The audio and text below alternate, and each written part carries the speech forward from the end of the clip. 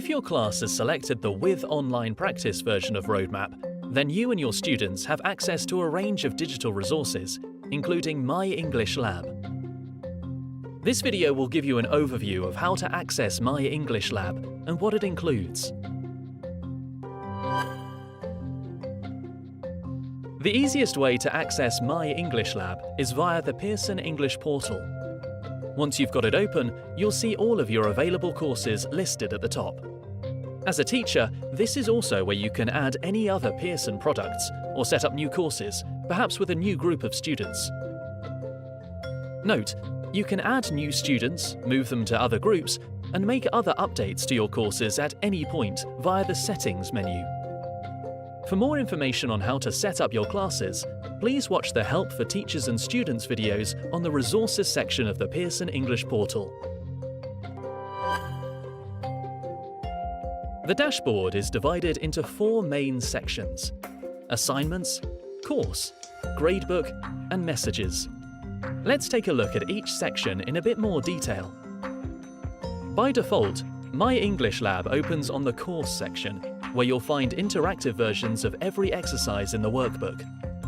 Unlike the Pearson Practice English app, which is for use on mobile phones and features more informal, on-the-go practice, MyEnglishLab is designed for use on larger devices and features more formal activities for extensive study.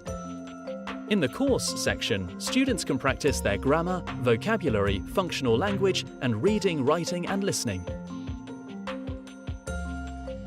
As a teacher, you can use this section to assign exercises to some or all of your students as homework.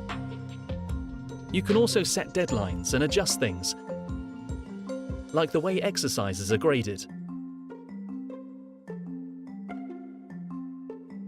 If you want to, you can also switch to Student View.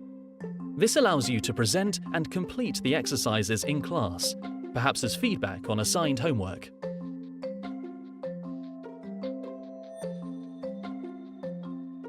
The Course section is also where you can access and assign course testing materials, including mid- and end-of-course tests and unit tests.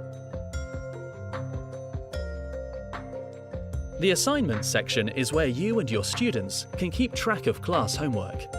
Here, students can see any exercises that have been assigned to them and when they're due. However, as a teacher, you have a few more options. Any assignments that need your attention can be found on your to-do list. Whilst the majority of the activities are graded automatically, you'll need to mark any freer writing tasks you've assigned. Here you can give an overall grade, specific feedback on key elements of a student's writing, and general feedback. Also in the Assignments section, you'll find a calendar showing when homework is due, and reports giving an overview of how each student has performed in their recent assignments. One really useful feature here is the Common Error Report, which shows you at a glance what students are consistently getting wrong. The Gradebook provides more granular information about class progress. Here, students can see their scores and grades for every exercise they've completed. As a teacher, you can see performance data for all students, making it easy to see who needs a bit of extra help and who might benefit from more challenging material.